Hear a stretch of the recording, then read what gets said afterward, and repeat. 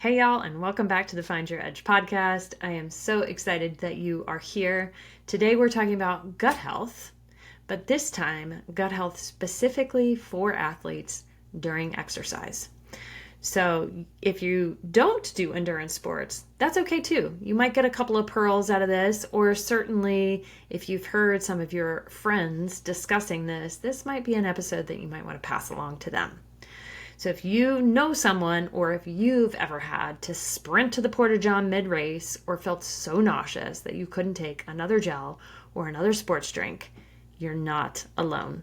GI distress is one of the most frustrating and complex issues in endurance sports. And today we're diving into what causes it, how your gut health plays a role, and what you can do about it. Don't forget that all of this is included in our Fueling and Hydration Bootcamp, which you can find in the show notes. So first of all, what is GI distress or gastrointestinal distress?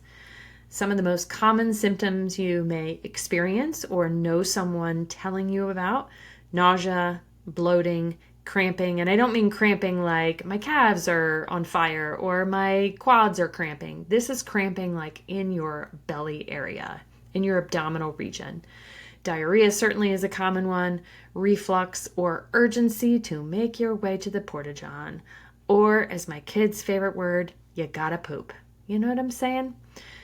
So check this out. Some studies have indicated that as many as 93% of long-distance triathletes have experienced at least one GI symptom. That's pretty much everybody. That's pretty much all of you guys out there. That's insane to me. So, and this is also why I have a job.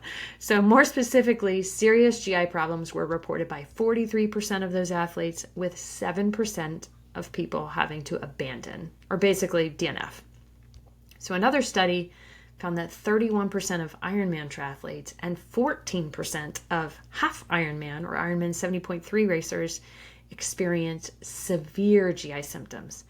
Y'all, I feel so terrible for you and don't want you to have game-changing GI symptoms. This is something that, yes, it's complex and yes, it's frustrating, but some of these things are fixable. All right, so let's get into what could potentially be some of the causes of distress. So, number one, overeating or chugging fluids or just consuming too much all at once while you are exercising. So let me remind you, during exercise, especially high intensity, or if you're really pushing your body a long way, like an Ironman, especially if you've only trained, say, up to 5 or 6 hours, and then you're going for 12, 13, 14, 15 plus hours, that is a long time for blood to be shunted away from your gut, which means that basically your gut is kind of like one big tube from tip to tail. That the amount of blood that your body, because your body needs energy to digest, the amount of blood that is being sent to working muscles is reducing your ability to digest as effectively as you can. Thereby, you're probably going to have some intestinal issues, especially lower GI. And I sort of separate them into upper and lower GI regions. So lower GI might be the more sort of bloating sensation or needing to run to the Porta-John. Upper GI symptoms are more like the nausea, feeling overly full, or maybe even vomiting. So your gut gets overwhelmed when you consume too much all at once. It's kind of like, I like to use the analogy of sitting down on your bike or during your run and having like Thanksgiving dinner. What are you going to want to do? Like stop and take a nap, because your body's like, okay, I need some extra time and energy, literally energy, to digest all of this. So your gut basically gets overwhelmed. And then you might experience nausea, you might experience some level of sloshing, you may even have to vomit or just generally slow down. So pro tip there, make sure that you are consuming your fluids and foods. And when I say food, that could be anything from fig Newtons to gels to anything that is going to provide an excess amount of calories. So take your time. Sip slowly in order to avoid overloading your system. That helps by allowing gastric emptying, so the ability of your stomach to empty into your small intestines, which is where the real magic happens, and all of that energy is able to be absorbed and sent to working muscles. All of that happens more consistently if you sip and consume steadily rather than in these large gaps. So like if you're taking 90 minutes before you have anything and then you have too much, it's just going to overload the system. All right. Another one is race day anxiety. Poor Carly, who is our sports psychologist. I love to send her all my folks who are pooping excessively on race day, and she's like rolling her eyes at me. But honestly, the gut is so deeply tied to your brain and your body's fight or flight response. So when you get really nervous, so that those race day jitters or that race day anxiety kicks in, your body is like, okay, cool, we're running from the tiger now. That's great. I need to empty myself out like right now. So then you're taking several trips to the porta-john, probably having some level of diarrhea. That is a normal response. Another response is sometimes people will get constipated. It's almost like, nope, I'm holding on to it. Let's go. Let's roll out. So it's so interesting to me, the difference in our specific responses to stress. So one of the things that you can help is using things like breath work, like visualization. This is literally what Carly does on a day in and day out basis of helping people with sports psychology so that they can be more grounded, more centered, and check it out. Then you also digest better. What? So amazing how those tools can really help with race day anxiety. All right. Another thing, and you've probably heard this before, unfamiliar foods or new products on race day. You're like, hey, check it out. There's this brand new gel that the race has that I've never tried before, or it just happened to be there, or my training buddy gave me this thing. It's always best to test any of your products or any of the foods that you're going to be doing prior to race day. So in other words, train your gut just like you train your body. So consistency is key, getting used to all of the different textures, all of the different flavors, and whether your body is actually going to accept whatever it is that you're putting in your body. All right, next up, sugar overload or sugar alcohol overload. This is a more interesting one that I will see more commonly in athletes rather than just the general population, is too much fructose. There is something called fructose intolerance, and oftentimes you're going to have symptoms outside of exercise, but sometimes you may not until you get to be exercising, and now you're consuming all of these foods and gels and products with excess free fructose. And what I mean by free fructose is that it's literally stated on the product as fructose. Now, fructose is a magical thing because from an exercise perspective, because once those glucose transporters in your body get saturated, we need another avenue to get calories to your muscles. And one of those ways is via fructose. So finding that right balance that is not going to throw your body overboard with too much fructose, which oftentimes will create this bloating sensation. You may have some diarrhea, and it can be not great, or just GI chaos is what I like to call it. It can be crazy. So yes, it's helpful to use multiple carb sources, so like glucose and fructose and maltodextrin or dextrose and fructose, that kind of thing, so that you can saturate different transporters in your body. But consider options that might be a little bit more whole foods based, or adjusting the ratios of that glucose to fructose option. So play around with different things, and we help you in that process in our fueling and hydration boot camp. So there's other things that, like I just mentioned, that we discuss in the fueling and hydration boot camp, and even digging deeper on our live calls. We talk about everything from caffeine, including the genetics of caffeine, NSAIDs, infections, toxins, and even menstruation. So those are all the things that you can learn more about and see if that's more specific to you in our fueling and hydration boot camp. All right, the one that probably most people don't like to talk about, but GI distress isn't just about race day, it's about gut health. So you may have heard some of the terms like leaky gut, dysbiosis, inflammation. All of those things impact how you feel and perform. So if you are not taking care of yourself outside of exercise, that you're not getting your recovery nutrition, that you're not getting your fruits and vegetables, that you're not getting your good quality protein, and all of those things that are making us be an amazing human and an athlete, then you know that you are not going to perform your best.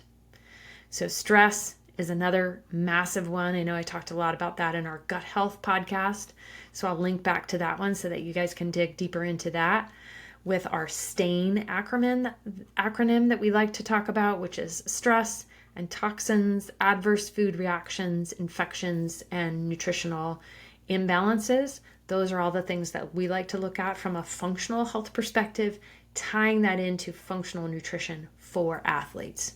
So stress and poor food choices and lack of diversity in your diet is going to equal an unhappy gut. And that can be easier said than done, right? The concept of, oh, I need to eat so many different types of fruits and vegetables on a regular basis can be hard when you're making so many other decisions. So the gut-brain connection can also affect your mood and your motivation. I mean, have you ever felt like, oh gosh, I just don't want to train today, or I don't really want to do anything today? So that may be related to the quality of food that you're putting in your body, and also giving you quality sleep. Timing of your food is a really big one that relates to GI distress as well during exercise. If you're not allowing your body to absorb appropriately through the night, that could even be an issue. So your fueling plan isn't just about calories or isn't just about carbohydrates. It's about digestion, it's about absorption, and it's also about long-term health, which is why we created our longevity nutrition coaching program for athletes just like you who want to dig a little bit deeper into what is my blueprint, not only for exercise, but also for health and performance, and what are some of the things that you can do more specifically to benefit you. So I will link to that below in the show notes. Our longevity nutrition coaching program is so amazing and can really transform not only your performance, but certainly your long-term health. So here are some strategies that may help you if you are somebody who's experienced GI distress. So before training, so prior to training, make sure that you keep meals somewhat simple and predictable, which I think is also interesting that I come off of getting some diversity in your diet. You might have to do some tweaks, because then it's a matter of, if you're doing an elimination diet and then a reintroduction plan, that can be, oh my gosh, can be such a hot mess. So if there are so many different things that you're like, I don't know what's causing it, keep a log. I cannot emphasize this enough. The more symptoms that you can track on a regular basis, then we can start to look back and say, this may be a culprit. Let's take an action here. So simplify the meals in the meantime to at least adjust and log those symptoms. And then you can start reintroducing more complex meals. And I know this is a big one, but definitely manage your stress. I cannot emphasize enough how much stress plays into your gut. I mean, it's so massive.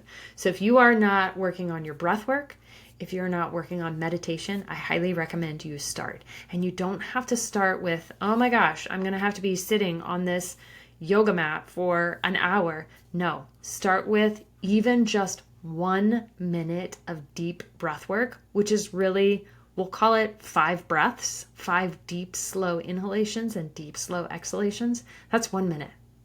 That is one place that you can start, certainly prior to race day, prior to training, or long distance events that maybe you've not done before, or training, because that's the whole point of training, right? Is building your body physically and mentally to be able to go further or go harder, right? During training, make sure you use a tested fueling strategy. Again, this goes back into logging your symptoms. So this is something that we provide in the Fueling and Hydration Bootcamp, is giving you a sweat log. This is not just to manage your pre and post weigh-ins so that you know how much fluid that you need to be taking, but it's also an opportunity to manage your different fueling options that you have tried, that you want to try, and then an entire rating system so that if you go back to something, you can look in your notes and say, oh yeah, I tried those Fig Newtons on that one run and I felt really good, or Rice Krispies just didn't work really well for me, or that gel was too chunky, or whatever the case may be. We've got an entire tool to use so that you can manage what your fueling options have been, so that you can write out that strategy.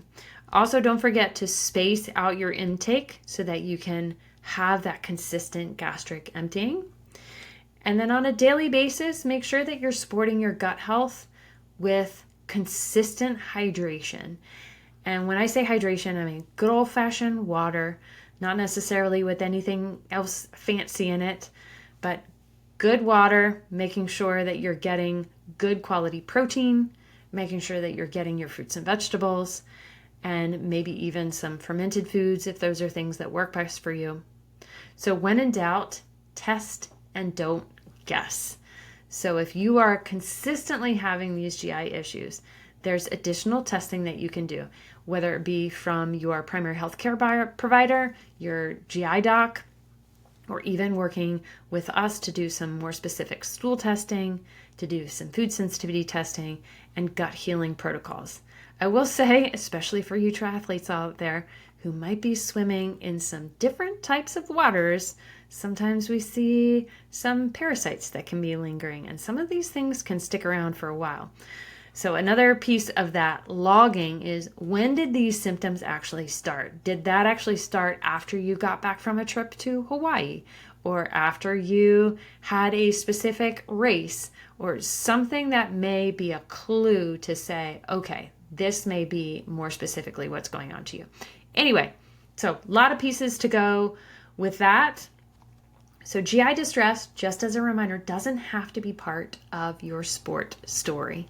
So with the right plan and a little gut love, you can go from porta potty panic to podium confidence. So we've helped hundreds of athletes just like you, and we'd love to help you too, whether it be in our Fueling and Hydration Bootcamp, or doing some one-on-one work, or joining our longevity nutrition coaching program. So if you found this helpful, I would love it if you could share this with a training buddy who may be visiting the Porta-John a little bit too much, who's had some of those tummy troubles. We would love to help them as well. Thanks again for listening, and we will catch you next week on the Find Your Edge podcast.